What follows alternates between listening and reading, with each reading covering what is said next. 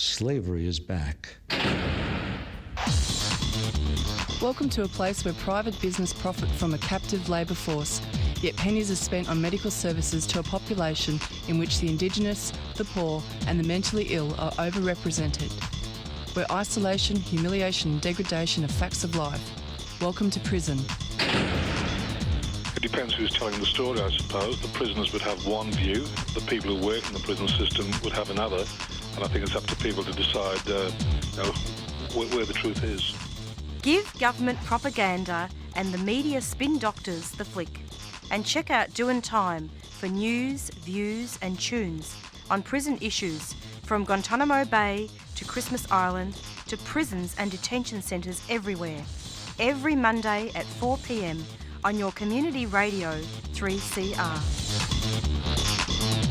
We are still fired up and we're still talking about revolution.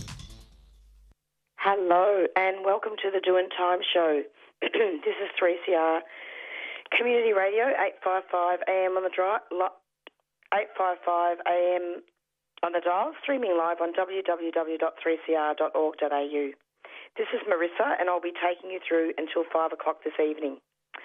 Now, just before I introduce the show, I just wanted to let you know that I'm not ill.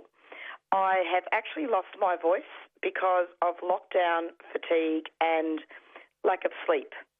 So, yeah, just to let you know that. And this radio show is the only thing that's keeping me going at the moment. So I will do my best and bear with me. It's approximately 4:01. We're going to be speaking first up with Samantha Lee from Redfern Legal Centre, and she is the Police Accountability Solicitor, and she likes to be known also as Sam. And we'll be speaking with Sam about how there have been multiple inquiries from vulnerable people issued with hefty $1,000 fines or fined for not wearing a face mask who are genuinely confused and struggling to follow the rules.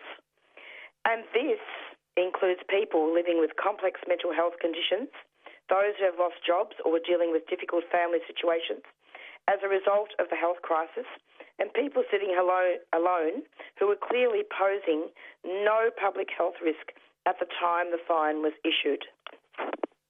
And so I've been doing a little bit of research, not just in regards to the media release that was put out by Redfern Legal Centre, but I've also read a couple of articles from Sydney criminal lawyers who have talked about the fact that in New South Wales, which is in stage 4 lockdown and is an absolute mess, that there has been a lot of police powers being expanded and there's been a police response rather than a health response. And of course, we cannot forget our Torres Strait Islander and Aboriginal people who will also be policed at a much higher rate than non-Indigenous people.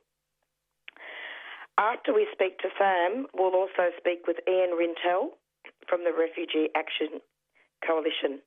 And support is growing for the last remaining refugee family in Darwin's Mercure Hotel prison to be released from detention. But shortly, we'll be speaking with Sam.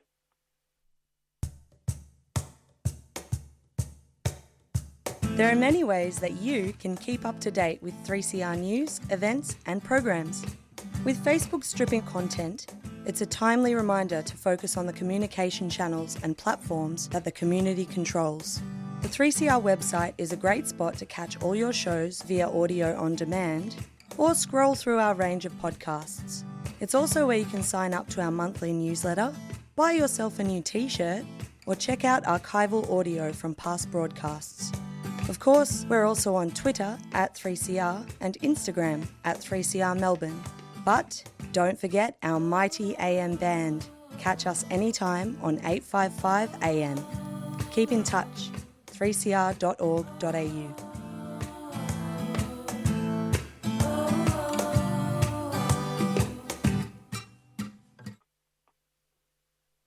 And you're back with the Doin' Time show.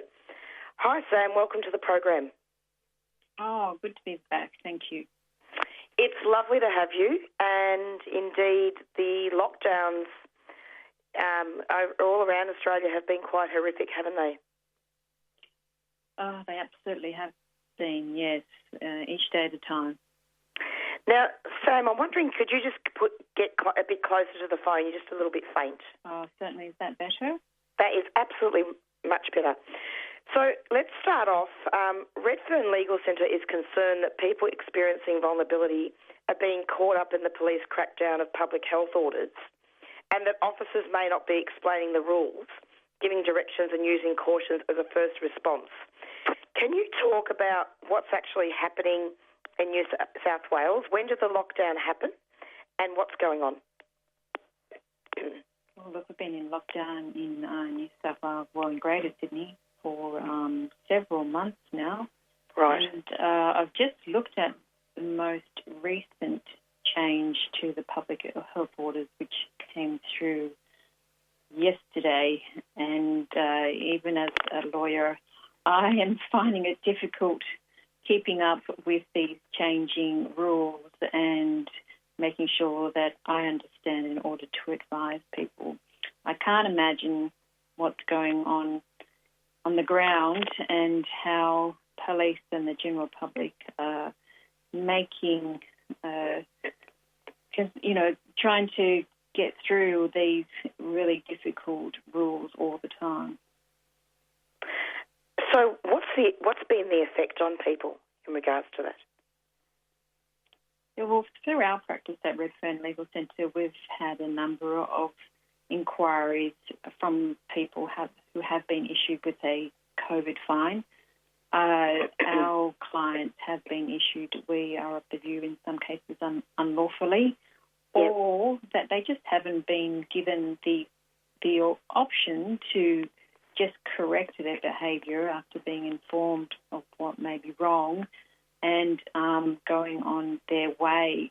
The majority of our clients aren't flouting the laws, they are just blatantly confused. And I must say, it seems like police are confused as well because they are issuing fines to people when they have not broken the law. So how was this discovered, Sam?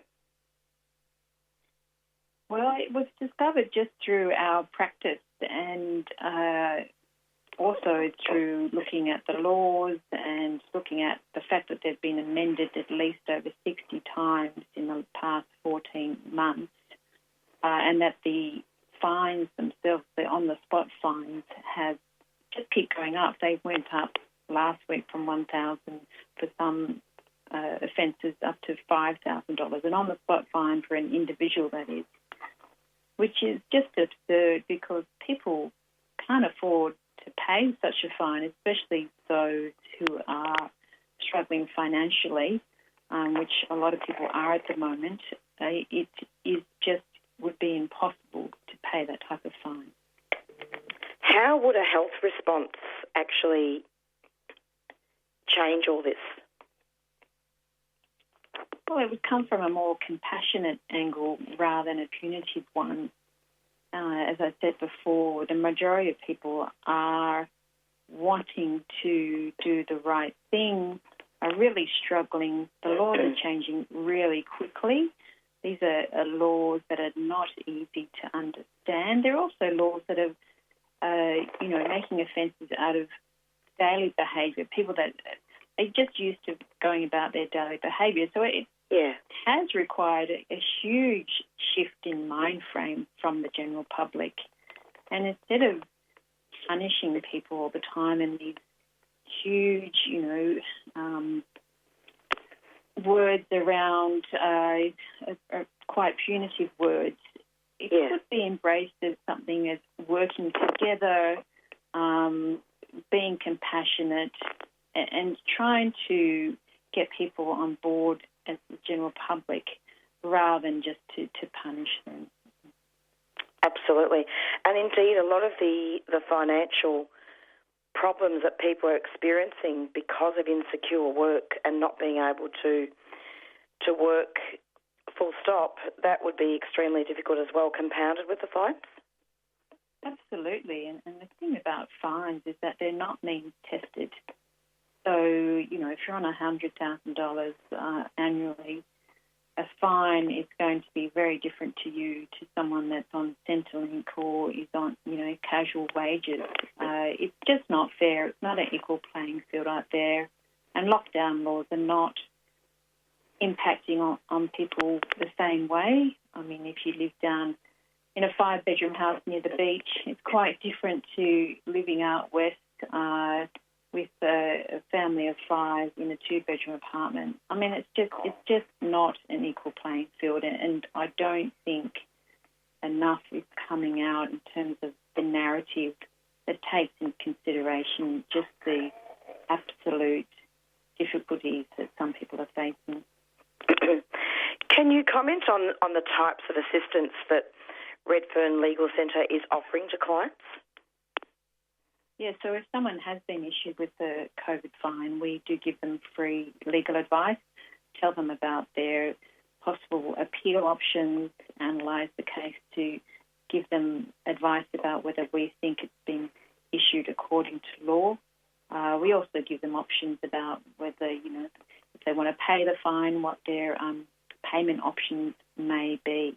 So if someone has been issued with a fine, in New South Wales, that is, we can give free legal advice and look at how we can assist, even with, we can assist in some circumstances with helping to have the fine written off as well. And of particular concern, you also have our Indigenous communities that would be policed a lot more than, say, non-Indigenous peoples. And also looking at the fact that police cautions are not given. Yes, that's right. Well, we all know that some communities are policed more than others, and when you introduce new offences, what it means is just those who are policed already will be policed more, and I certainly think that's what we're seeing out in places in New South Wales, and it sounds like very similar in places in Victoria, and definitely it's the case for those who are Aboriginal and Torres Strait Islander heritage, that if you're already policed and visible to police, then it's quite likely that you're the one that's going to be noticed much more than some other communities. So again, it's not an equal playing field. These offences will hurt some more than others.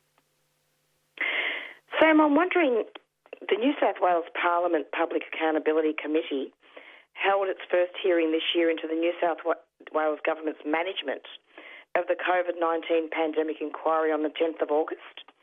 Would you be able to comment on that? Look, my position is to comment on the policing. Yes. In terms of the way that the health has handled the matter, I'm not going to get into that conversation. But from my personal point of view, I think compassion should rule the day. I think people should be applauded for how much they've attempted to try and abide by all these changing legislations. The fact that some people just can't stay at home, that their work doesn't allow them to stay at home, that we should be giving those people a pat on the back and thanking them for what they have contributed in terms of keeping food on the shelf, cleaning, our hospitals and our schools. This is the time to thank people and not to punish them. Absolutely, Sam. And to be clear, what I was trying to really ask you here is looking at the fact that there is a health crisis here, that the prioritisation of the high visibility policing of the pandemic has been contentious since it began in March 2020. So isn't it fair to say that rather than assisting citizens preventing virus transmission, the response has seemed more about the mass criminalisation of certain sectors of the community? It certainly has seemed that way, and I don't know about you, but I was around during the HIV issue that came up, in places around the world, and then Australia. But although there was initially a lot of fear and a lot of homophobia, I think obviously due to a lot of the work within the gay community, Yeah. that it was embraced in a very different way. There was very strong public health messages and trying to bring the community with you. There was then injecting drug use clinics, which really assisted in reducing the spread of HIV. And it was a much different take on it than what we have these days. There wasn't a police commissioner standing behind the state leaders. It was very much about trying to get the community on board. And I really would like to see more of that rather Precisely. than pressure from having the police commissioners, ensuring that we're the ones complying with the law. Absolutely. And in fact, David Shoebridge has really been quite vocal, from the Greens, has really been quite vocal about all this too, hasn't he, Sam? Yes, it's great to hear David's voice out there and others who've spoken out about it. I've really enjoyed hearing some of the community leaders, particularly out in southwest Sydney, who have been doing a hard slog and keep reminding us of just how much they're having to cope with in certain areas. Absolutely. Well, let's hope that this all improves and that the lockdown can be lifted eventually. And in the meantime, can you just give 3CR listeners the contact details for the Redfern Legal Centre? Absolutely. I don't remember it off the top of my head, and I just need to get it up here on my screen. In the meantime, while I'm looking for that, I'll give some people some tips about what they should do if they are approached by a police officer. Always important to be cooperative because things only get worse.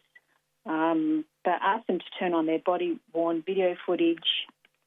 Remember that the onus is on police to prove the offence, and even if you're required to show them your place of ID in terms of where you live, you don't have to answer any further questions.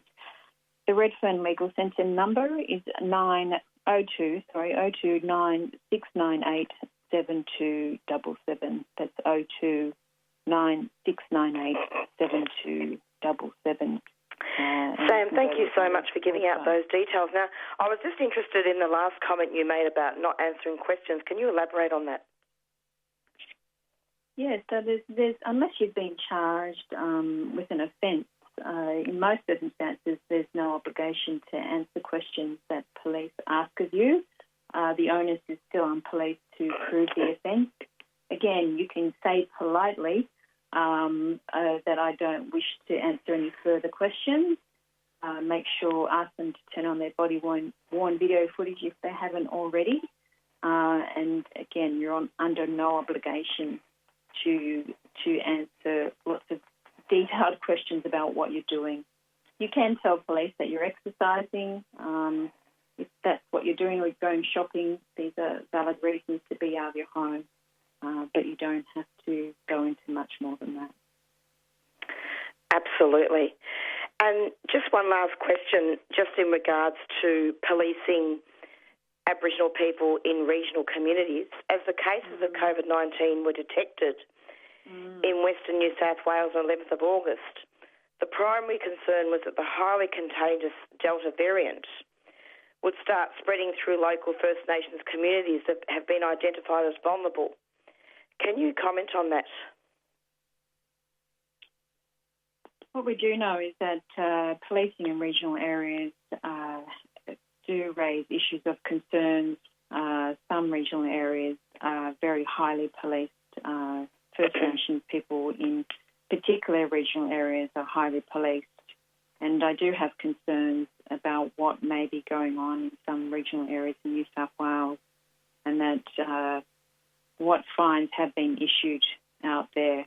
If someone has been issued with a fine in regional New South Wales, and they can contact Redfern Legal Centre, we'd love to hear from them and see if we can assist them in some way. Oh, sorry, what was that last sentence? If if anyone in regional New South Wales has been issued with a fine, we would love to hear from them, and we will give them legal advice and see how we can assist them. Absolutely, because as you would already know, concerns have already been raised, haven't they, as to whether this heightened approach to COVID policing, which includes no initial warnings for breaches and much steeper fines, which was what we were talking about earlier on, will that disproportionately affect regional Aboriginal communities? Well, time will tell, won't it? But what people need to know is that police do have COVID guidelines, and in those guidelines, which I have seen, is that police are guided to first inform the person and then consider whether to just caution them rather than issue them with a fine. And we need to see more of that happening on the ground. Absolutely, Sam. And wouldn't you say it's also a fact that many First Nations people don't have up-to-date identification with their current address, or their identification may include only one of a number of addresses that they use? Certainly, yeah, this would be a concern, and it depends on the police officer that you've got at the time, but someone should not be penalised for that reason. Obviously, there are all sorts of police officers out there, and it's a real concern. If someone is issued a fine for that reason, they should immediately contact Redfern Legal Centre. Sam, thank you so much for being coming onto the program, and I'm hoping that you can come back and give us some more updates later on. Thanks so much. Thank you. You rest up as well. Yeah, as I said, it's more, I'm not ill, it's just more lockdown fatigue. There's just been so much going on, you know. Yes, I guess, yes. I've never lost my voice like this, just for nothing. Yeah, look, I can feel your pain. Hang in there. Thanks so much. All right, take care. 3CR Community Radio, giving the voice to community since 1976. Fitzroy Legal Service has launched a free information and advice phone service for people who have been stopped, questioned, fined or charged for breaching COVID-19 restrictions. Have you been fined or charged under the new laws? Or stopped and questioned by police for being outside? Call 0434 136 501. Weekdays between 9am and 5pm. That's 0434 136 501. Or head to fitzroy-legal.org.au for more information. You can also report incidents at covidpolicing.org.au. Fitzroy Legal Service is a 3CR supporter.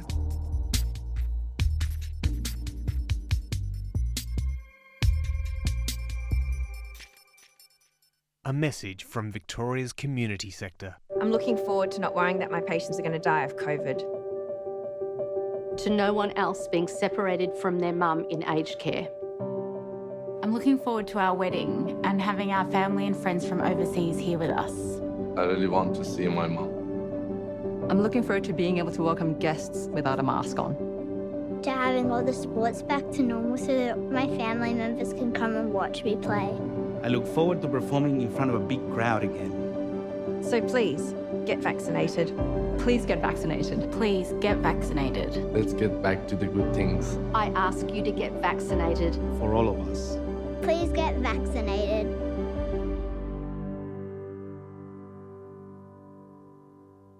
A message from Victoria's community sector. A 3CR supporter.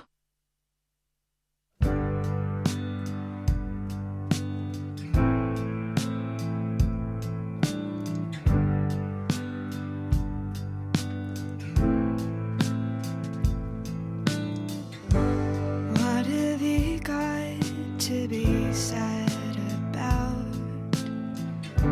It might not seem like much, but I'm crying now. Oh, I had you then. Somehow I've got tears now. Don't tell me what I should be feeling now.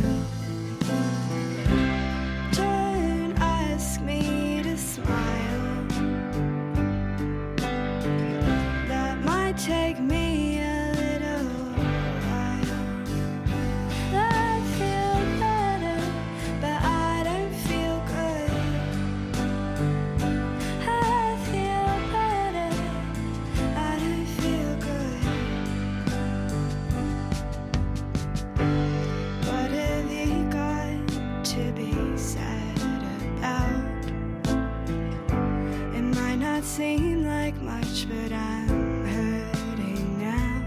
Oh, thanks a lot for telling me how I should feel.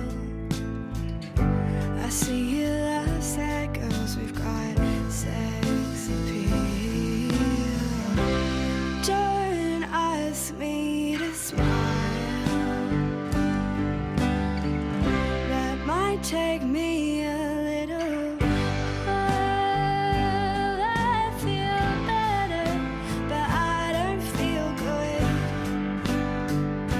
I feel better, but I don't feel good. I feel better, but I don't feel good. I feel better, better, better. I feel better, but I don't feel good. I feel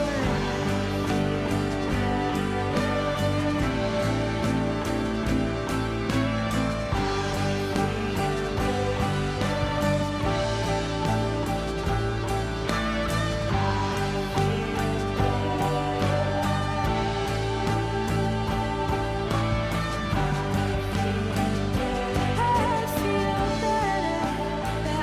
don't feel good. I feel better, but I don't feel good. I feel better, but I don't feel good. I feel better.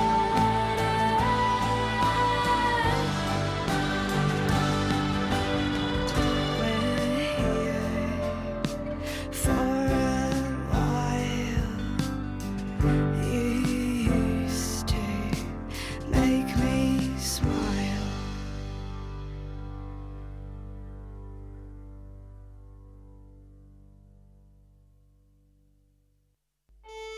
More than 70 innocent refugees are still being indefinitely detained in detention centres and secure hotels around Australia. Over recent months, many fellow detainees have been released onto bridging visas. Those remaining are desperate to know why they are still held. It is indefinite, it is cruel, and it is unlawful. Every day a group of supporters protest this brutality outside the Park Hotel at 701 Swanston Street, Melbourne, where 11 men remain trapped and whose hopes are fading and whose mental health is declining.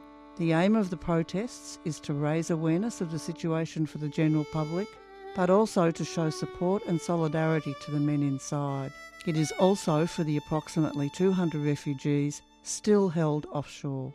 Please come along any weeknight at 6 p.m or weekend at 3 p.m.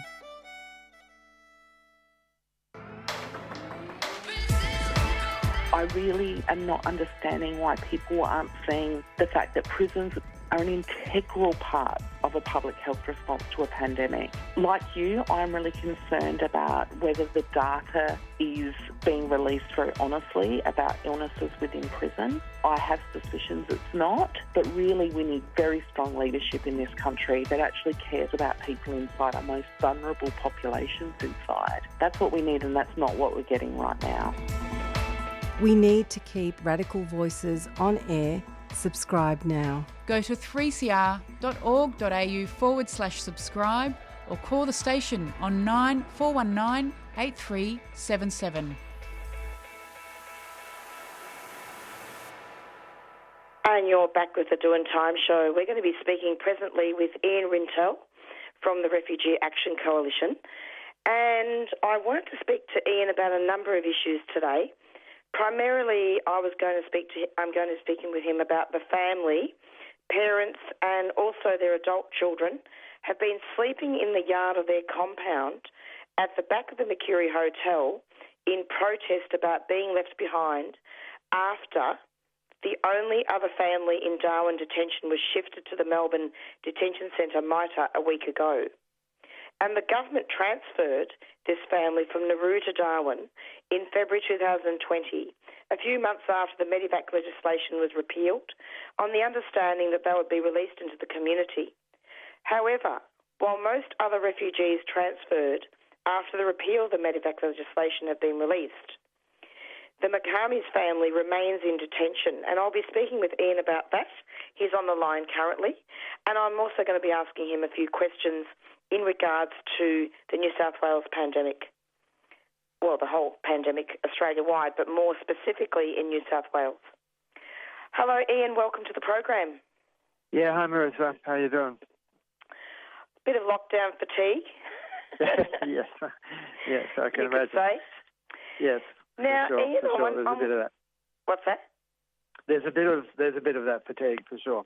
Yeah, it's really interesting. I never thought I'd have it, and without wanting to sound alarmist, I've kind of I'm actually not ill, but I've kind of lost my voice a little bit, and I think it's just more lack of sleep and stress.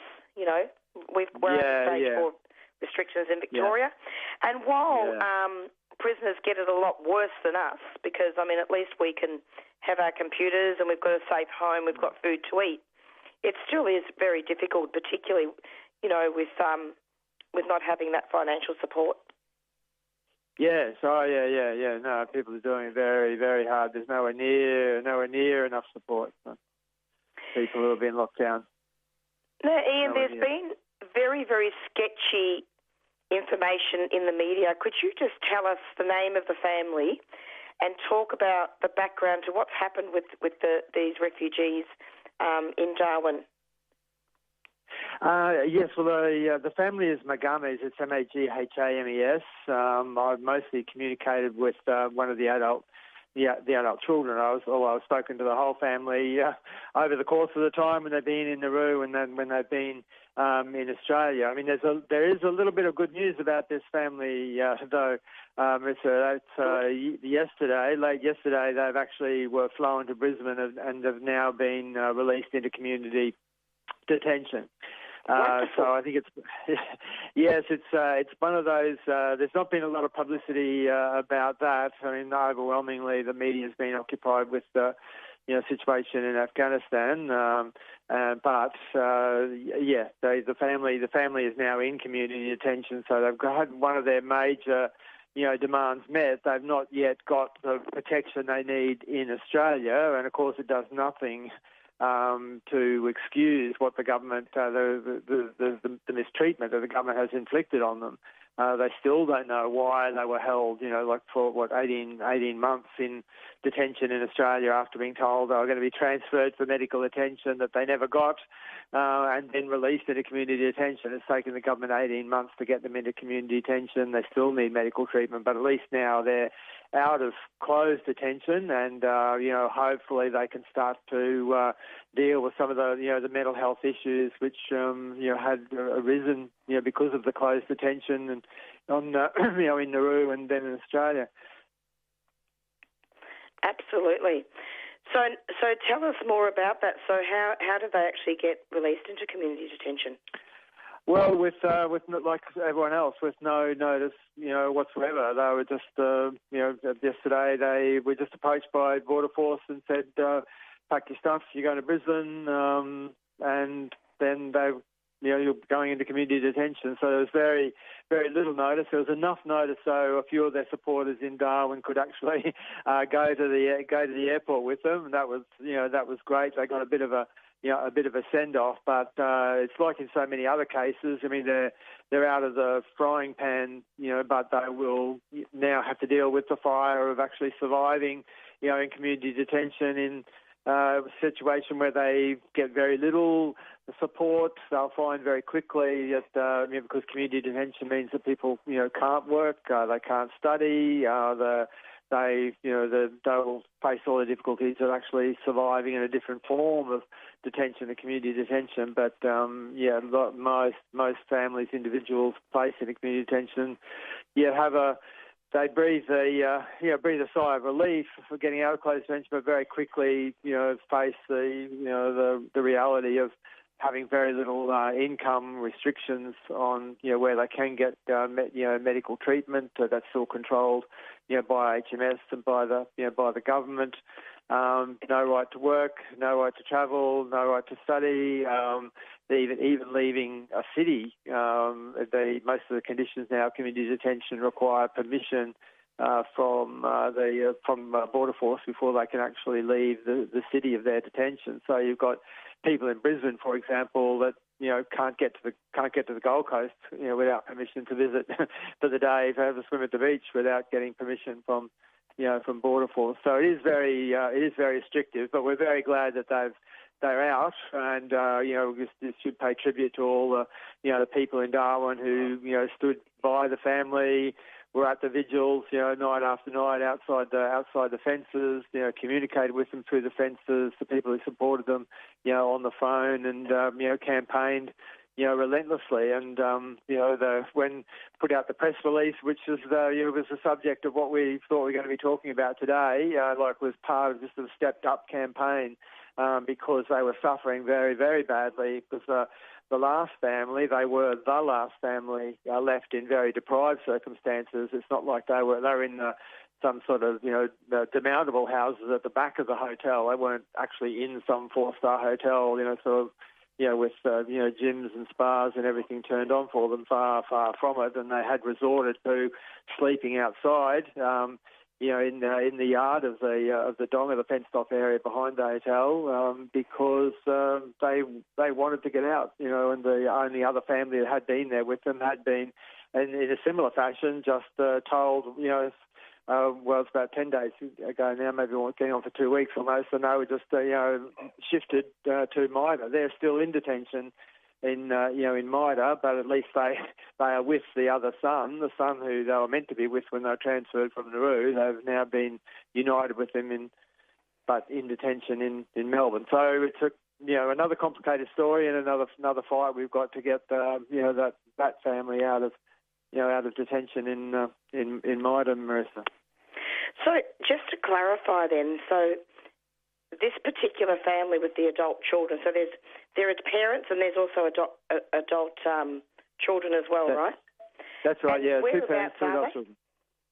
They're now in Brisbane, in community detention in Brisbane. Right.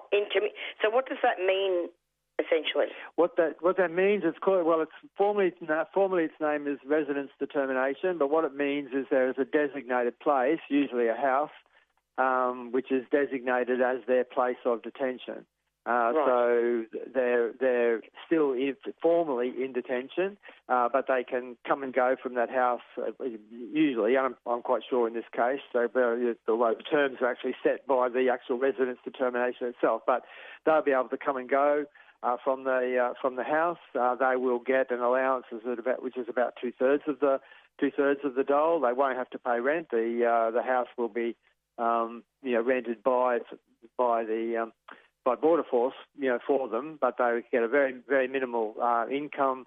They will have a Medicare card, but the places that they can actually get medical attention will be designated. So the things that people find most difficult is that the income is so little. While they can generally get enough food, they haven't got enough to get around. They have for entertainment, for phone, for clothes, to be able to travel. Even to get there's no discount for people who are in community detention to get around by public transport. Very often in Brisbane, it's a big problem because they're put in far-flung suburbs, which is very far away from services that they need to access. And if you're in Logan, the public transport is not so. Or a place like Logan, public transport is not so good. Oh, Logan, Brisbane. Yeah. Logan's a dive. Yes. It's not the most serviced of suburbs. As in transport, sure. I mean. Yeah. Yes, that's right. Yeah, and it has become in that respect. It is a bit of a ghetto, and then because it is a deprived suburb. A lot of disadvantaged people there, and they're disadvantaged because they don't get the attention they need and the services they need from the state government right through. Okay, so for now, the family is in community detention, but of course there's no guarantee that there's going to be a pathway for a permanent visa, is there? They're just in limbo right now, right? That's right. Yeah. It's just another set of difficult circumstances. I mean, it's like they say, it's great that they're out of closed detention, out of thing, but there's as in community detention and as designated transferees, which is a formal term given to them, there is no pathway to permanent settlement in Australia. That's simply denied to them. It's simply not available, and that's the big fight that we've got for all the Medivac people. Even though this particular family was actually brought after Medivac was repealed, it made their detention in Australia so much worse because the Medivac legislation had been repealed, but the government still transferred this family on their own initiative. Transferred the family from Nauru to Australia for medical treatment that they then didn't give them. So now we do have a big fight, but they're in terms of we're back to fighting, as we have been for so long, to ensure that the Medivac refugees and the people like them can get access and become permanent residents and citizens of Australia. And indeed, another group of 14 refugees, as you say in the media release, similarly transferred from Nauru to Villawood in September 2020, are also being kept in detention. And where are they? They've been shifted, have they, from Villawood to the Park Hotel in Melbourne, where they're in quarantine. That's Why right. are these yes. refugees in quarantine? Well, I think just by virtue of coming from the hotspot in Villawood is actually part of the local government area that's most hardest locked down, and so I think that Melbourne's just made sure that they've been placed into quarantine when they've been shifted from Sydney. So I haven't checked, but they should have been out of quarantine maybe yesterday or today. But so those are also a group of people who were transferred after the Medivac legislation. They were similarly told that they would be freed when they reached Australia, but they went straight into Villawood. Now they're in the Park Hotel in Melbourne. Absolutely despicable, and let's bring them home and get them to stay in Australia. And I believe that there was a protest that happened on Saturday. About the detainees, about the Medivac people, you mean? Yes. Oh no, sorry about the family. Although they've been released now into the community, haven't they? The one from Darwin. Yes, that's right. There was going the protest went ahead, but then yesterday they were in the best of all possible interpretations. I mean, it's another example of where the protests have actually yielded. It's taken a long time, but we've actually got a result. The press release and the protest was a part of actually stepping up, trying to raise public awareness and to push the government, and it's been moderately successful. Ian, I just wanted to ask you a brief question about the pandemic. Sure. And I really feel like we need to talk about this. I mean, we've got stage 4 restrictions in Victoria, haven't we? We've got lockdown in New South Wales. I don't think Queensland is in lockdown at the moment, is it? No, lockdown's been lifted. Yep. So the New South Wales Parliament Public Accountability Committee held its first hearing this year into the New South Wales government management of the COVID-19 pandemic inquiry on 10th of August. Given that there's been so much policing and such a mess with the health orders, in your view, what do you think that inquiry was about? It looked to me to be quite a sham. Look, it's true. I think the government the New South Wales government is not about to be, open with the inquiry. The inquiry itself, I mean, it's been good that they've been able to push for the inquiry, but I don't think we're going to get anything like the information that we might have hoped for. That would be forthcoming as a result of getting, that inquiry. The lockdown in New South Wales, I mean, people were trying to seek actual indications of what was the health advice, which has actually led to the extreme use of police powers and troops in Western Sydney, and I don't think we're going to get those. We're not going to get those answers. Although Berejiklian, Premier Berejiklian has now admitted, that some of those powers, including including the calling of the curfews, have got nothing to do with health orders, but have got everything to do with just succeeding to police requests for increased powers. That they feel are necessary, so to make their policing role in Western Sydney, easier.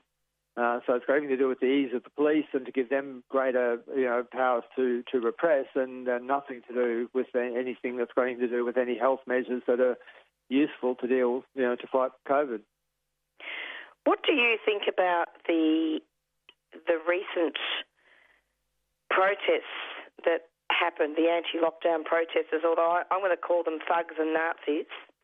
I'm not saying that people shouldn't have a right to protest, but could you comment on that? Look, there's quite clearly there are far right are involved, and are using sometimes the very understandable concerns of people who are locked down, and the people the pressures and the frustrations that people are trying to deal with, the lack of explanation, the suspicions they have of authority. But there's no doubt that those demonstrations, those straight-out anti-lockdown demonstrations, are being orchestrated by the far right, and sometimes some of those people are literally neo-Nazis, although the rallies themselves are not Nazi rallies. They are people who are mostly made up of people who are very, very frustrated with the lockdown situation. But I don't think there's anything to be gained at all by having the far right organise those kinds of protests. Although I think people would also be horrified to see the use of the pepper spray and those pepper bullets now, and the police again using COVID restrictions as an excuse for increasing those police powers. So I think you can oppose the demonstrations. I mean, I certainly wouldn't be part of those demonstrations, although I have been very part of organising COVID-safe demonstrations. Raxall tried to organise COVID-safe demonstrations. We've held COVID-safe demonstrations and still been confronted with fines and knocks on the door from the police about violating health measures. And I think it's a point that we need to make. It is possible to protest safely inside with the COVID, to have COVID-safe demonstrations.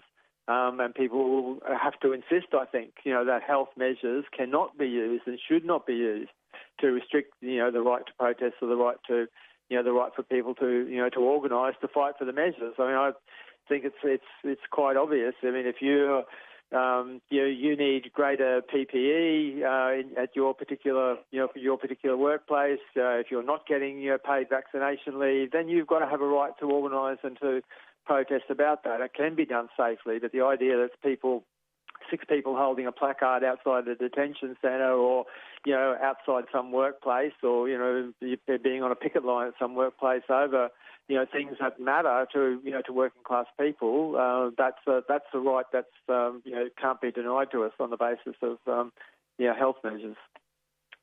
Absolutely, and I believe that there's quite a few Human Rights Law Centre and a couple of other centres have talked about this as well. Yeah, look, I think anyone who's dealing with Western Sydney at the moment, you've faced similar situations in Melbourne where the police measures around the flats were out of all proportion and unnecessary and quite useless and counterproductive actually in dealing with dealing with COVID. And I think we've got a similar situation in Western Sydney. Overwhelming the people who are being policed, the people who are facing helicopter surveillance, the people who are getting the fines are ordinary people. Policing doesn't help.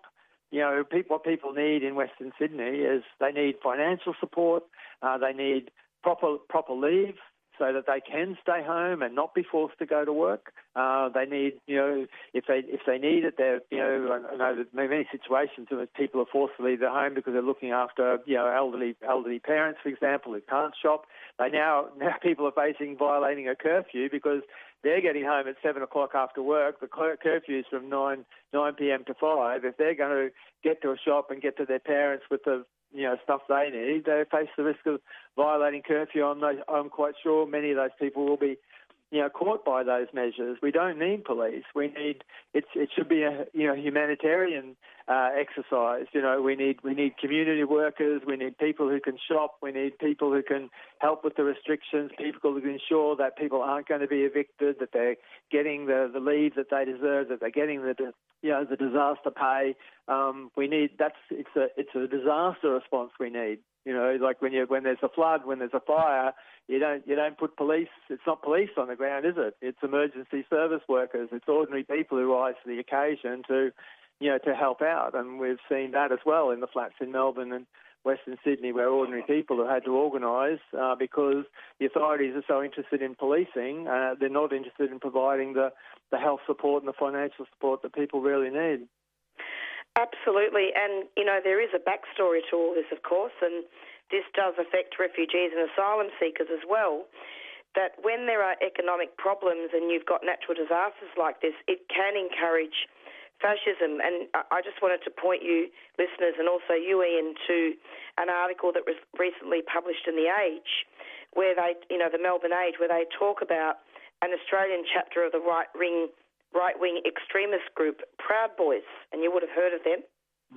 Yeah, I've heard of the Proud Boys, that's for sure. They're notorious. Well, they became infamous, didn't they, for bolstering Donald Trump and provoking confrontations in Black Lives Matter protests. Yeah, that's right. I mean, they were part of the thugs that are responsible for killing that protester in Charlottesville.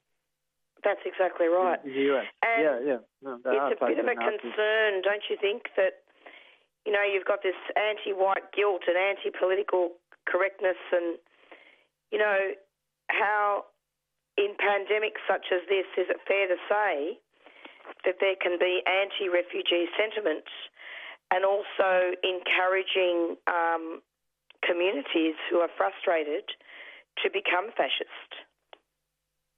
Well, I think there's a very real danger. I was saying before, like they can have no truck with the right-wing forces that are organising those, the anti-lockdown protests, and that you need to be explained. That story that in The Age, I haven't caught up with all the details, but it's horrifying. And I think the very simple point that's been made about that, if there were Muslims who were organising with that kind of paramilitary organisation with that kind of extremist ideology, you would have seen stuff all over the news about police raids against households, people who were placed under arrest, use of anti-terror laws. These people have obviously been subject to a high degree of surveillance. There's a lot of information about their actual planning, their networks, their military training escapades, and all the rest of it. And we get an article in The Age.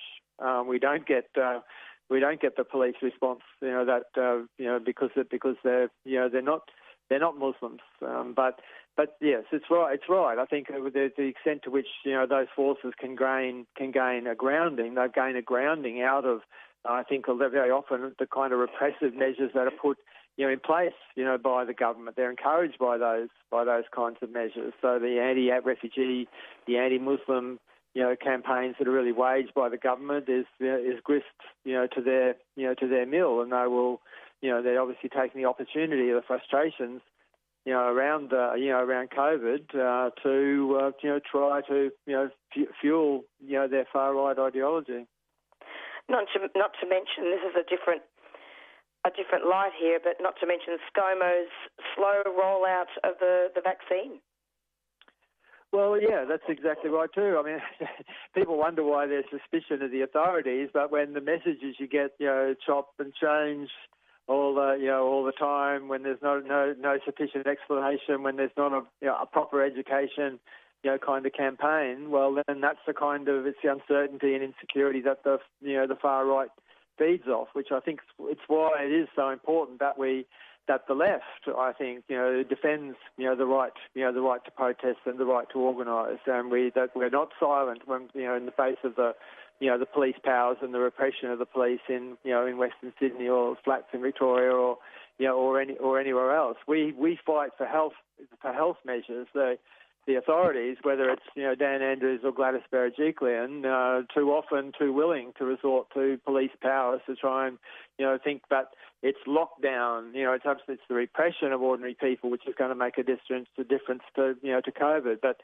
repression and lockdown is not a health measure. And the things that people need to be able to not to mix. It's one thing to say we're going to stop you mixing, because police are going to fine you. How about we talk about the leave that people need, the vaccination they need, the sick leave they need, the amount the casuals need, the increase in job seeker. So you're not stuck in poverty where you have to go to work whether you're sick or not, or you can't afford to take the time off to get tested, because if you take that time off to get tested, it might be the last shift you have. It's those kinds of things which make an enormous difference, and those things that we have to fight for, because they're going to make a difference. They're going to make a difference to whether we get so you increase police powers or more rule from the political parties who don't care about ordinary people, or we're going to see some real changes, some defence of our basic safety, our basic health things that we need, and the ability to fight COVID at the same time.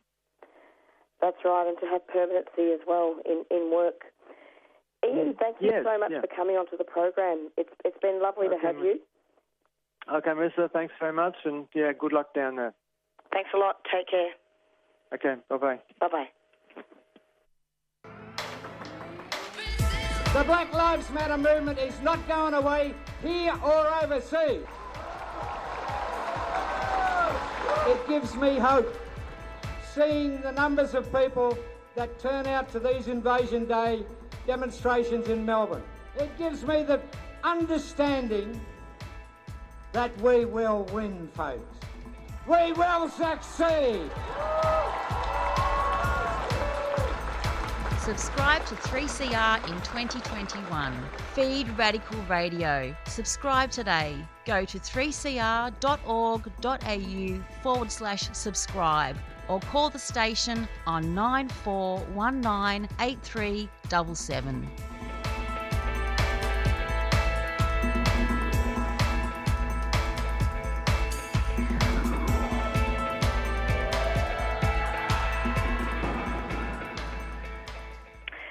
And we've reached the end of the Doing Time show, and it's goodbye from Marisa.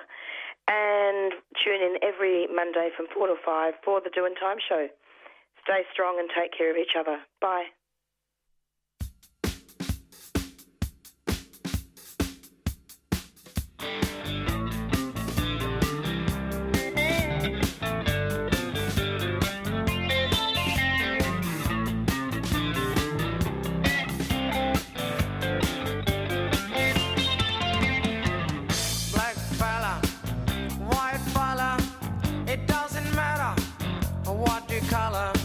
As long as you are true fella, as long as you are real fella.